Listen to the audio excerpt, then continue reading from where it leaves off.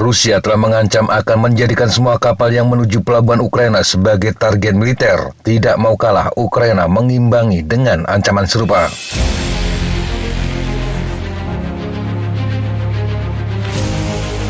Kementerian Pertahanan Ukraina pada Kamis 20 Juli 2023 mengeluarkan pernyataan terkait pelayaran di Laut Hitam. Pernyataan itu memperingatkan semua kapal yang melewati perairan Laut Hitam ke arah pelabuhan Rusia dan pelabuhan Ukraina yang diduduki Rusia dapat dianggap sebagai membawa kargo militer.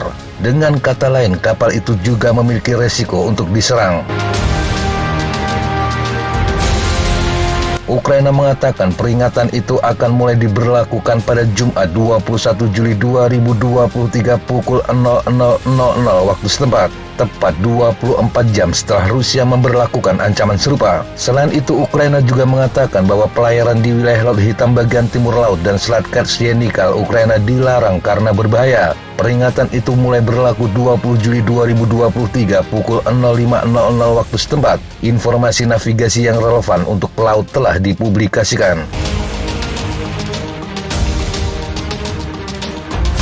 Sekilas ancaman tersebut terlihat sebagai upaya putus asa Kiev untuk mengimbangi sikap Rusia. Ini mengingat Ukraina tidak memiliki kapal untuk menjalankan ancamannya, tetapi meremehkan juga bisa menjadi malapetaka. Nasib kapal penjelajah Moskwa yang tenggelam beberapa waktu silam membuktikan bahwa Ukraina memiliki sarana yang diperlukan untuk menghalau agresi di laut.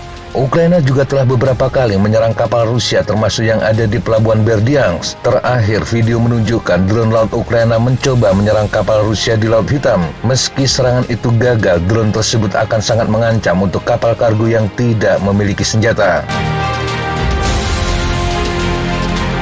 Pernyataan dengan nada mengancam itu dikeluarkan Ukraina sehari setelah Rusia mengeluarkan pernyataan yang serupa. Kementerian Pertahanan Rusia mengatakan semua kapal yang melakukan perjalanan ke Ukraina dianggap berpotensi mengangkut kargo militer. Itu artinya mereka akan dianggap sebagai target militer potensial. Selain itu, negara yang memiliki kapal tersebut akan dianggap sebagai pihak dalam konflik Ukraina. Rusia juga mengatakan bagian tenggara dan barat laut perairan internasional Laut Hitam untuk sementara tidak aman untuk navigasi. Pernyataan Rusia dikeluarkan sehari setelah mereka memutuskan untuk meninggalkan kesepakatan biji-bijian Laut Hitam. Kremlin menilai tidak bisa lagi meneruskan kesepakatan itu karena bagian untuk Rusia tidak bisa dijalankan. Presiden Rusia Vladimir Putin juga telah mengeluarkan sejumlah tuntutan jika ingin perjanjian tersebut dihidupkan kembali. Salah satu tuntutan Putin adalah agar Bank Rusia terhubung kembali dengan SWIFT, sebuah sistem pembayaran internasional di mana Rusia diblokir setelah melakukan invasi ke Ukraina. Sebenarnya ekspor hasil pertanian dan pupuk dari Rusia tidak masuk dalam daftar sanksi, artinya tetap boleh dijual tanpa pembatasan apapun. Tetapi masalahnya dengan tidak terkoneksi dengan SWIFT, maka Rusia akan kesulitan melakukan transaksi penjualan. Rusia pada masa lalu mengatakan akan membangun sistem pembayaran serupa, tetapi dengan munculnya tuntutan Putin ini menunjukkan Moskow masih menghadapi masalah terkait SWIFT. Sebenarnya apa itu SWIFT dan bagaimana dia bekerja pernah kami bahas, yang linknya kami cantumkan di kolom komentar tayangan ini. Tuntutan lain dari Putin adalah pasokan suku cadang untuk mesin pertanian dilanjutkan. Seperti diketahui, Rusia telah diberi sanksi terkait teknologi. Dan jika menyimak tuntutan Putin itu, sanksi tersebut berarti mulai bekerja. Tekanan Putin ini menunjukkan bahwa Rusia belum bisa memenuhi teknologi pertanian secara mandiri. Sejumlah ahli sudah memperkirakan hal itu sejak lama, bahkan sektor otomotif dampaknya paling cepat terasa, dan kemungkinan akan semakin meluas pada teknologi lain seperti pertambangan dan penerbangan. Sanksi teknologi tidak diberlakukan pada hal-hal yang terkait dengan nuklir Rusia karena faktor tinggi jika terjadi kecelakaan.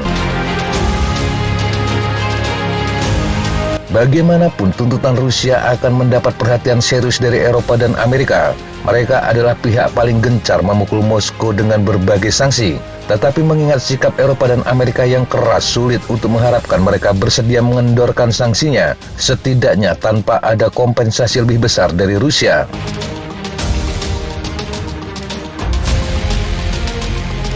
Biji-bijian Ukraina adalah kunci pasokan makanan dunia. Ini yang menjadikan negara tersebut dijuluki sebagai keranjang roti dunia, dan penghentian kesepakatan Laut Hitam akan membawa gelombang besar ke berbagai penjuru. Harga gandum dan jagung di pasar global mulai melonjak pada Senin 17 Juli 2023 setelah Rusia mengatakan akan menarik diri dari kesepakatan, dan melonjak lagi pada Rabu 19 Juli 2023 setelah serangan terhadap pelabuhan di Odessa. Pada 2022 lalu, guncangan ekonomi yang mencakup dampak perang Ukraina dan pandemi menjadi alasan utama kerawanan pangan akut di 27 negara yang mempengaruhi hampir 84 juta orang. Data ini diungkap dalam laporan Food Security Information Network atau FSIN, sebuah platform yang didanai oleh Uni Eropa dan Amerika Serikat. FSIN mendefinisikan kerawanan pangan akut sebagai kekurangan pangan yang cukup hingga membahayakan nyawa atau mata pencaharian seseorang. Tanpa kesepakatan biji-bijian baru, pilihan Ukraina untuk mengirim hasil pertanian adalah menggunakan jalur kereta api ke pelabuhan di Rumania atau di Eropa Tenggara. Masalah dalam kedua skenario tersebut adalah waktu dan uang. Masalahnya lagi, pelabuhan di Rumania saat ini sedang diperluas. Harapan mungkin ada pada Turki dan juga mungkin Cina. Turki seperti diketahui sejak awal bersama PBB menjadi penengah kesepakatan Laut Hitam, dan Ankara terbukti mampu membujuk Rusia untuk beberapa kali memperpanjang perjanjian itu. Bagaimanapun Turki juga sangat berkepentingan dengan jalur perdagangan Laut Hitam yang melewati Selat Bosporus. Tetapi dalam beberapa waktu terakhir, Presiden Erdogan telah menunjukkan sikap yang tidak memuaskan Putin. Beberapa di antaranya dengan mendukung Ukraina menjadi anggota NATO, melepaskan sejumlah komandan Azov yang disingkirkan ke Turki, serta mengizinkan Swedia masuk aliansi Atlantik Utara. Tetapi bagaimanapun Rusia juga sangat bergantung pada Turki, terutama untuk mencari celah lolos dari isolasi internasional. Pertemuan Erdogan dan Putin yang direncanakan pada Agustus mendatang jelas akan menjadi ajang keduanya untuk saling menekan.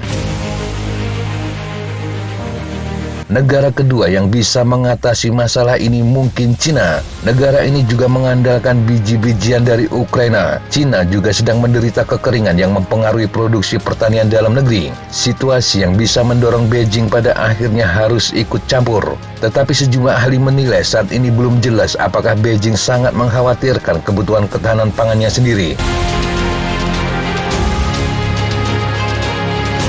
Hal positif yang bisa dilihat dari situasi saat ini adalah bahwa setelah sekitar 18 bulan perang habis-habisan, Rusia mulai membuka tuntutan. Itu artinya ada pintu yang mulai sedikit terbuka untuk berdialog. Apa yang terjadi menunjukkan dunia akan kerepotan dengan sikap Rusia, tetapi Rusia juga tidak akan bisa bertahan dengan terus-terusan dikepung sanksi. Dan senjata terbukti telah sangat bertele-tele dan berdarah-darah dalam menyelesaikan konflik.